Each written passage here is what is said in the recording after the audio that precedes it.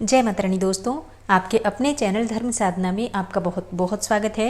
माँ भगवती दुर्गा की कृपा सदैव आप और आपके समस्त परिवार पर बनी रहे। दोस्तों, आज की वीडियो में मैं आपसे बात करने वाली हूँ ऋषि पंचमी व्रत के बारे में। भाद्रपद मास की शुक्ल पक्ष की पंचमी तिथि को ऋषि पंचमी का व्रत रखा जाता है और ऋषि पंचमी के दिन सप्तर्षियों की पूजा की जाती है। ऐसी मान्यता है कि ऋषि पंचमी का व्रत करने से महिलाओं को उन सभी पापों से मुक्ति मिल जाती है जो कि उनसे जाने अनजाने में मासिक धर्म के दौरान हो जाते हैं। जैसा कि आप सभी जानते हैं कि मासिक धर्म में अर्थात पीरियड्स में शास्त्रों के अनुसार बहुत सारे कार्य वर्जित माने गए हैं। शास्त्रों के अनुसार पीरियड्स में भोजन नहीं बनाना चाहिए। ऐसा भी कहा जाता है कि पूजा पाठ इत्यादि नहीं करना चाहिए। किसी भी धार्मिक स्थान पर जैसे कि मंदिर इत्यादि में भी नहीं जाना चाहिए। इसके अलावा जैसे कि बड़े बुजुर्ग हों तो उनके चरण स्पर्श भी नहीं करने चाहिए। और इसी प्रकार के और भी बहुत सारे ऐसे कार्य हैं जो कि पीरियड्स के दौरान धार्मिक शास्त्रों के अनुसार नहीं करना चाहिए। लेकिन जाने में या फिर अनजाने में सबसे कुछ न कुछ गलतियां हो ही जाती हैं।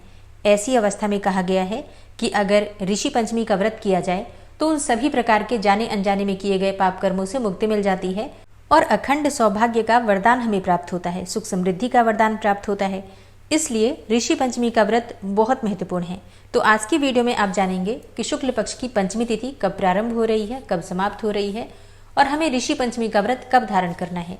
ऋषि पंचमी का व्रत अगर करते हैं तो पूजा किस प्रकार से करें, नियम किस प्रकार से धारण करें, इसके अलावा क्या खाना चाहिए क्या नहीं खाना चाहिए, संपूर्ण जानकारी आपको आज की वीडियो में शेयर करने वाली हूँ।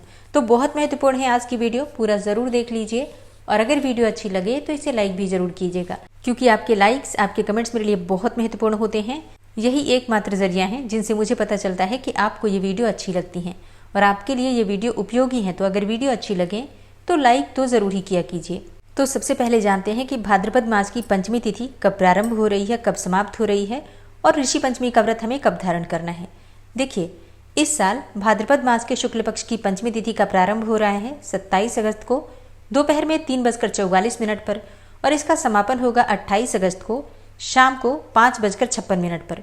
तो सूर्योदय कालीन तिथि के अनुसार ऋषि पंचमी का व्रत रखा जाएगा 28 अगस्त 2025 को और दिन होगा गुरुवार का। तो अगर आप ऋषि पंचमी का व्रत धारण करना चाहते हैं तो प्रातःकाल जल्दी उठ जाइए, उठकर नित्य कर्मों से निवृत्त हो जाइए, स्नान कर लीजिए। आज के दिन गंगा स्नान का बहुत महत्व है। शास्त्रों के अनुसार अगर ऋषि पंचमी के दिन गंगा स्नान किया जाए तो मोक्ष की प्राप्ति हो जाती है, समस्त प्रकार की कामनाएं पूर्ण हो जाती हैं। लेकिन सबके लिए गंगा स्नान संभव नहीं है, तो अपने घर में भी सुबह जल्दी उठकर और गंगा जल स्नान के जल में मिलाकर उससे आप स्नान कर सकते हैं। इससे भी आपको गंगा स्नान के समान ही पुण्य फल की प्राप्ति होगी। फिर भगवान सूर्यदेव को जल दीजिए और अपने घर में जिस स्थान पर आप ऋषि पंचमी की पूजा करना चाहते हैं वहां पर अच्छे से साफ सफाई कर लीजिए। आप चाहें तो घर के मंदिर में भी पूजा कर सकते हैं या फिर अलग से चौकी लगाकर भी पूजा कर सकते हैं। एक चौकी बिछा दीजिए और चौकी पर आपको लाल रंग का या फिर पीले रंग का एक वस्त्र बिछाना है। साफ स्वच्छ कपड़ा होना चाहिए, नया भी हो सकता है या फिर पहले का जैसे पूजा में प्रयोग किया हुआ है तो आप उसका प्रयोग भी कर सकते हैं। फिर उसी चौकी पर आपको सप्तर्षियों की फोटो विराजमान करनी है। पूजा की दुकान पर आपको सप्तर्षियों की फोटो भी मिल जाती है, लेकिन अगर फोटो ना मिले तो ऐसे में आपको 7 मिट्टी के छोटे छोटे डले लेने हैं। आप चाहें तो अपने घर में जो गमले होते हैं उन्हीं गमलों में से मिट्टी निकालकर और छोटे छोटे डले बना सकते हैं। थोड़ा सा पानी मिला लीजिए और फिर मिट्टी का पिंड बना लीजिए 7 सप्तर्षियों के लिए और 8वां जो पिंड होगा वो होगा अरुंधति माता का। ठीक है, तो इस प्रकार से 8 डले चाहिए आपको मिट्टी के, या फिर आप सप्तर्षियों की फोटो ले लीजिए। ठीक है, दोनों में से कोई भी एक कार्य आप कर सकते हैं। इसके अलावा किसी भी पूजा में सबसे पहले गणपति की पूजा होती है, तो गणपति की छोटी सी आप मूर्ति आपके घर में हो तो उसे भी स्थापित करके पूजा कर सकते हैं, या फिर चाहे तो सुपारी से गणेश बनाकर उनकी पूजा कर सकते हैं। ठीक है, तो गणेश जी की स्थापना भी करनी है। सभी विग्रह विराजमान करके इसके बाद आपको स्थापित करना है कलश। तो कलश की स्थापना आप सभी जानते हैं। एक पात्र चाहिए, उसमें गंगा जल ले लीजिए, शुद्ध जल से उसे भर दीजिए। इसमें आपको पुष्प डालना है और थोड़ा सा चंदन पाउडर भी डाल सकते हैं। अच्छा, इस व्रत में क्योंकि किसी भी प्रकार से हल से जोते हुए अन्न का प्रयोग नहीं करते हैं, इसीलिए अक्षत का प्रयोग नहीं करना है। लेकिन अगर आपके पास तीनी का चावल है तो आप उसका प्रयोग कर सकते हैं। ठीक है, और अगर तीनी का चावल ना हो तो फिर बिना अक्षत के ही आपको पूजा करना है। अब चौकी पर दीपक प्रज्वलित करना है। शुद्ध घी हो, लेकिन भैंस का घी हो, इस प्रकार से आपको ध्यान रखना है। इस व्रत में किसी भी प्रकार से गाय के घी का, गाय के दूध का या फिर गाय की दही का प्रयोग नहीं होता है। तो भैंस के दूध या फिर घी हो तो उनका प्रयोग आप कर सकते हैं। तो दीपक प्रज्वलित करने के लिए भी आपको भैंस का घी चाहिए, उसी से आपको दीपक प्रज्वलित करना है। दीप प्रज्वलित करने के बाद अपने हाथ में आपको पुष्प लेना है, कोई सा भी पुष्प ले सकते हैं। और सबसे पहले भगवान गणपति का ध्यान कीजिए और भगवान गणेश की पंचोपचार विधि से पूजा कीजिए। धूप दीप इत्यादि अर्पित करके उनकी पूजा कर लीजिए। फिर सप्तर्षियों की पूजा आपको करनी है। तो सबसे पहले सप्तर्षियों का ध्यान कीजिए। सप्तर्षियों के नाम हैं कश्यप ऋषि, अत्रि ऋषि, भारद्वाज ऋषि, विश्वामित्र ऋषि, महर्षि गौतम और जमदग्नि और वशिष्ठ, ये 7 नाम हैं। इसके अलावा अरुंधति माता, इनका भी ध्यान आपको करना है। तो इन सभी के नाम का ध्यान करके और आपके हाथ में जो पुष्प है इनके चरणों में अर्पित कर दीजिए। इसके बाद जल के छींटे देकर स्नान का भाव कीजिए। फिर वस्त्र के स्वरूप में कलावा अर्पित करना है। सभी को कलावा अर्पित कर सकते हैं। और अरुंधति माता को एक चुन्नी अगर आपके पास है तो चुन्नी चढ़ा सकते हैं, और अगर ना हो तो कलावा भी अर्पित कर सकते हैं। ठीक है, वस्त्र हमें अर्पित करना है, इस बात का ध्यान रखिए। अब इसके बाद आप चंदन लगा दीजिए सप्तर्षियों को और माता अरुंधति को रोली का तिलक कीजिए। फिर धूप दीप पुष्प इत्यादि अर्पित करके उनकी पूजा कर लीजिए। जो भी आपके पास पुष्प है, चाहे सफेद या फिर पीले, कोई भी पुष्प चढ़ा सकते हैं। ठीक है। अच्छा, सप्तर्षियों को हम किसी भी प्रकार से अनाज का भोग नहीं लगा सकते हैं, इसलिए आप फलों का भोग लगा सकते हैं या फिर जो ड्राई फ्रूट्स होते हैं उनका भोग लगा सकते हैं। ठीक है। इसके बाद हाथ में पुष्प लेकर आपको व्रत की कथा सुननी है। अच्छा, कथा की वीडियो आपको मिल जाएगी इसी चैनल पर, और अगर आपके पास कथा की पुस्तक है तो उसमें से भी आप पढ़ सकते हैं। ठीक है। पूजा पूर्ण करने के बाद आरती कर लीजिए और इसके बाद पूजा में किसी भी प्रकार की भूल चूक हो जाती है उसके लिए क्षमा प्रार्थना कर लीजिए। ऋषि पंचमी पूजा का शुभ मुहूर्त है 28 अगस्त को सुबह 11:05 से लेकर दोपहर 1:39 तक। इसी शुभ मुहूर्त में आपको पूजा आराधना करना है और इसके बाद शाम के समय चौकी का विसर्जन आप कर सकते हैं, मतलब चौकी हटा सकते हैं।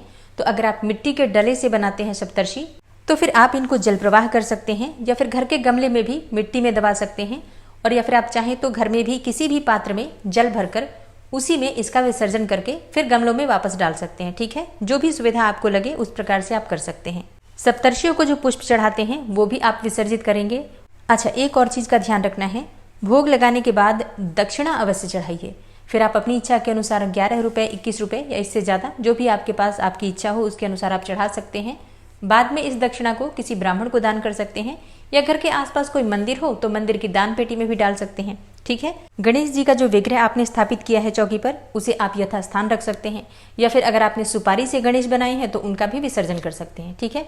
चौकी पर जो कपड़ा बिछाते हैं उसका वापस आप किसी भी पूजा में प्रयोग कर सकते हैं और चौकी उठाकर वापस यथास्थान आप रख सकते हैं। तो इस प्रकार से आपको ऋषि पंचमी की पूजा करना है।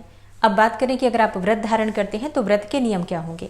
देखिए, जो हम व्रत धारण करते हैं तो पूजा से पहले, मतलब जब तक पूजा नहीं होती है तब तक निर्जला ही होता है ये व्रत, बिना जल के और बिना अन्न के। सूर्योदय से लेकर और जब तक पूजा नहीं हो जाती है तब तक आपको निर्जल रहना है, और पूजा पूर्ण कर लेते हैं जब आप, तब उसके बाद आप फल या फिर मेवे इत्यादि ले सकते हैं, क्योंकि इस व्रत में किसी भी प्रकार से अन्न का सेवन नहीं करना चाहिए। इसलिए या तो आप फल ले सकते हैं या कोई भी ड्राई फ्रूट्स ले सकते हैं, जल पी सकते हैं। चाय अगर आप पीते हैं तो भैंस के दूध से बनी हुई चाय पी सकते हैं। दही भी अगर आप भैंस के दूध की बनी हुई लेना चाहते हैं तो ले सकते हैं। अगर आपके पास तीनी का चावल है तो फिर दही के साथ तीनी का चावल बनाकर उसे भी आप खा सकते हैं। ठीक है।